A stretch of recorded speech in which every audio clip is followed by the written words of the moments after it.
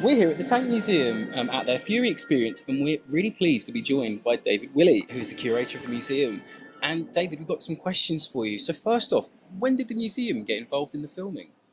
I think it was early in 2013 we started getting a couple of emails asking about access to certain vehicles. What did we have? We also had some approaches by something I've learned about now, which is a lot of people try and do what you might call finder's fees. Yep. So the idea of you're coming forward thinking I want to be the middleman that's collecting these or sorting things out, etc. So once we got to the bottom of what it was, we ended up with the first one guy that I went out and had a chat with was a location manager who basically explained what was coming. And that led to us getting a number of different approaches from the art department, etc. What have we got in terms of imagery? What can we supply? The vehicle side was the obvious one they were very keen on having a look at. And that led to a visit from the then, what was going to be the director, David Ayer. A number of the production staff came down and they had a look at the vehicles we were potentially able to offer and follow up on a little bit of a negotiation, because the idea we had a Tiger, it did run, would there be any chance that might be available to us, etc. And you can imagine that was quite an interesting set of negotiations, because we weren't, first of all, thinking there was any chance we'd let the Tiger off site. Yeah, of course. Restored it with lottery money. It was for public benefit, etc. How would this work? Would it go down okay with our trustees? Ethics, can we have a look at the script? So they sent us a film script. Are we sure this is a film we want to get engaged in? If it had been, weren't the Nazis good type stuff, not that there's many films made that way, but, Yeah. those are the sorts of things that just wouldn't be right for us to get engaged in. But anyway, it led to the fact that we did discuss, we came up with lots of different issues, clauses, safety nets around if we were to lend not just the Sherman, which we were much more happy about because we regularly ran it, but the Tiger as well.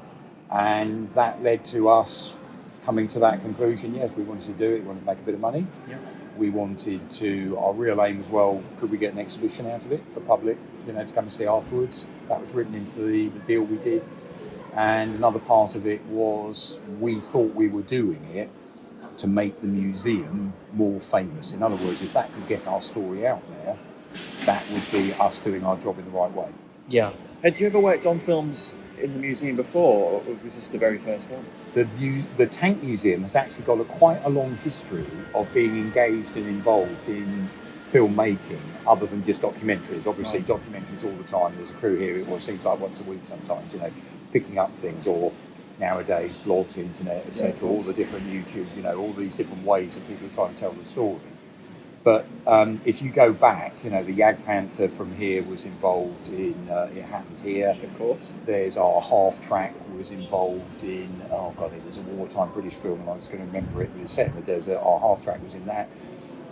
If you actually went before some of the tanks even came to the Tank Museum, they are used on Chobham Common, and you can see it on the Arnhem film. Theirs is the Glory. Theirs is a Glory, so there's our tanks. Very first film we covered. Yeah, so you've got that one, you've got some other ones as well. So it would be foolish for me to say no, we hadn't been, but certainly since 2000, this is the first blockbuster.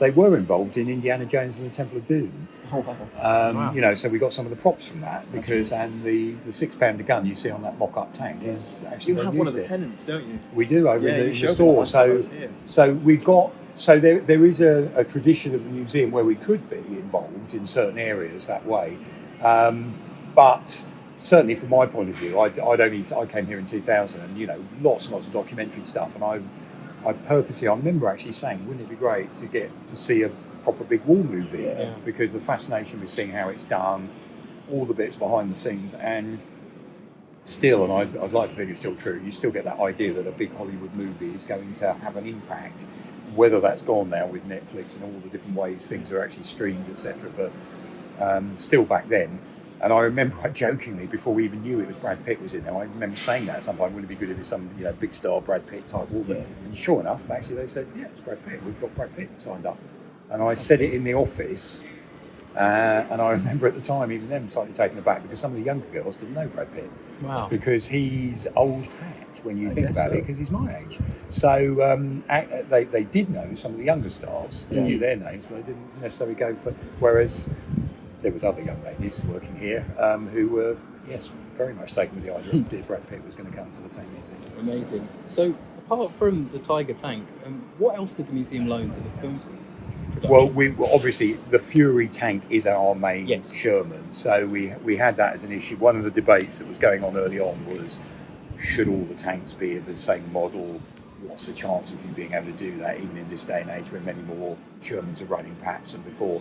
So we had a very sort of lengthy conversation. We were finding the evidence, because one of the other things is we're all going to be experts, aren't we, in terms of criticising what's on the film. But this idea that 76-gun Shermans were still being used with 75-gun Shermans mixed in units, plenty of evidence for that. You know, some of the issues about crews turning up who didn't actually know what they were doing. There's battles where the Americans were actually sending Shermans forward with only 4 men in there because they were running out of trained crews. So it's another one of those. When we were looking at the different sorts of things that we could offer up in terms of help, not just the equipment, it was trying to be able to give, not that they'd written the script, we went through the script, etc. We weren't going to change any of that. But when you're looking at the confidence to be able to say, would this type of thing have happened, where we could say, well, actually, there is evidence for this, even if there's not evidence for, let's be honest, there's bits in the film that sometimes stretch the envelope or the parameters a little bit. But that idea of, would you have seen Shermans like that? Well, yeah, actually you would. There's photographic evidence the way they were put together that way. Would you have had a seasoned crew that know what they're doing? Yeah, you do, because the Americans are creaming German Panthers in the rain, because their crews are very well trained, very well seasoned, and the Panther crews aren't. So, if you're doing your top trumps, the Panthers should have won, but no, actually the Shermans won. So the evidential bit on some of this is we were engaged that way. We were also looking at, well, we knew a man who could. So sometimes when they were asking us, where might we go for the following, that's something else that other filmmakers have come to us before, because sometimes we can put on, or if they're asking for things that just simply don't exist, we're quite confident we can say, forget that, you're going to have to build a replica, or yes, you'll get one of those, or by the way, he's the only guy, so it'd be nice to him, if you're going to try and go down that route. Sure. So how involved were you as your capacity as creator of the museum? How involved were you? I'm not a creator, I'm a curator. Curator, but sorry. I'm always, I love that when people say, well, you're the curator of the Tank Museum, and I have to politely explain to them that I'm not. But no, I'm upbringing.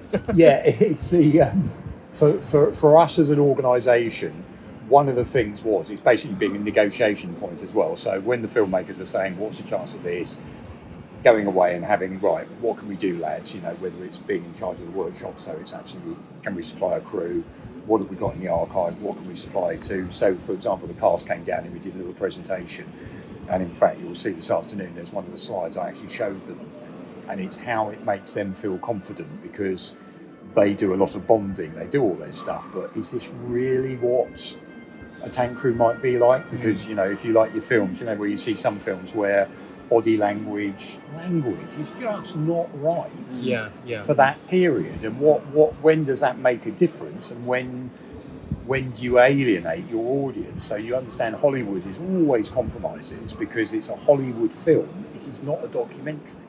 But wouldn't it be nice if we can make suggestions? And there's things that come out in the film that you can see the actors have picked up on from, I'm not going to say it's a tank museum here, but there was a lot of British soldiers on the set who were, or ex-British soldiers who'd been serving, they'd served in Afghanistan, Iraq, etc. And that shot, for example, where you see the gunner's nervous foot shaking as he's waiting. Yeah? Absolutely, that came from one of the British tank crewmen saying, that's exactly when he was firing. It's firing now, and that nervous tension before you're given the order to actually send the round down at the target. So all of these types of little details that were coming across, where one hopes at certain moments gives it. It does. It's not a perfect film, but it gives it a little bit more authenticity. Absolutely. Here and there. I mean, that's one of the little things that I pointed out last night when I rewatched the film. I noticed the foot, and I thought that's showing tension. It's right absolutely there, that, and the guys that have done it and everything. There's a lot of them on the set. There's also the opposite as well, which was David Ray, who plays the German commander, was a tank commander and was instructed down here in Bovington, served all over the place. And again, he said to us that the minute that he realised that the director was basically saying, move the tiger up the field, he looked, his jaw dropped open, and as if he looked around as if to say, why on earth would I do that? Because I would sit here and pick off those targets as they come over the horizon, keep my thick armour forward. Yeah. The last thing I do is move from this position in those circumstances. And because of the story, that's exactly what does happen, and the vulnerability of the tank is exposed by that, because if let's just say the Shermans are more manoeuvrable on that particular battlefield, you're going to reveal weaknesses of your tank. And of course, him being a trained, very experienced tank commander, he just looked as if to go, this is not what I would do as a tank commander. But that's not what the story does say. So, yeah, of course. And finally, what's your favourite non-tank war movie? I was just thinking about this one because I was saying earlier, I have to say the film that I still would recommend to people, if you've not seen war films or anything else before, and it still blows your socks off, I think come and see the Russian film. Set in World War II is just, for me, one of those amazing spectacles. And at the end of it, I don't know, I just still think you know, that awful line, this film will change your life, but sometimes, you know, so... It's such an affecting film. It is, in so many ways, and there's moments of, I can only describe it as absolute horror in it. For example, when the kids run through the... You know, and if you see it, I won't ruin it for people, but there's things in that I just think are staggering, and I have to say, at a moment like this with all that's going on in the world, saying you love Russian things, but Russian film at certain times has done some amazing... The Cranes Are Flying is another one of these films that won various awards, Venice Biennale and Film Festival rather, you know. But there's, if you get to watch those Russian war films, and Come and See is a great example because it starts making you realise what Russia went through in World War II. And I'm not different experience. Exactly. So, and I'm not going to be apologist for the current Russian government in any way whatsoever, but that idea of, you know, yes, Britain went through it, yes, America went through it, but Russia really went through it. And that scale, you know, which comes across at the end when they're talking about that in Come and See, I'd really recommend that. I'm also think we live through a golden age now, because in the old days, I was talking earlier about where myself and someone who works here actually, we used to go to the same couple of video shops in Soho that would import other countries' DVDs and VHSs. And if you were trying to look at military movies, now we have such a great plethora of sources we can go to, whether it's online, whether it's Amazon, whether it's whatever. And so some of these things that could have taken a trip to BFI, or I can remember early on going to the Imperial War Museum to actually watch a print of the Arnhem film, you know, and now you can buy it on DVD. You know, I've got my copy, I've got two copies, one from a charity shop, you know, for 50p. So that sense of us being able to find out and see more, I think that's a great one. I would say the downside, I would say I love film, but actually, let's be honest, I haven't been to the cinema for ages. So seeing the experience as it was intended, you know, there's me watching on an iPlayer or a DVD or whatever at home with the dog on your lap, you know, it's not quite the same as when back to when Fury, for instance, if you haven't seen that on a big screen, I don't know, with a proper sound, you know, the noise in your chest. Cinematography is amazing. And I think that's something we've all got to, please, let's not stop going to the cinema, because those moments, and I'm of a generation, I remember A Bridge Too Far and the way it, you know, the music at the beginning, and it set a scene for me. I absolutely besotted by the film at the time. I was first battlefield, cycled off to Arnhem.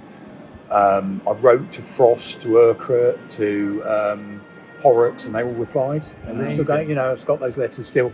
But that idea of how certain things can put the hooks in you. And at the same time, I can remember about not dissimilar period, I think it was a year or so later, out came Apocalypse Now. I walked in the cinema, the lights had already gone down, I was just a bit like, I remember just hearing over the back of my shoulder that classic whoop, whoop, whoop, whoop, whoop, whoop noise.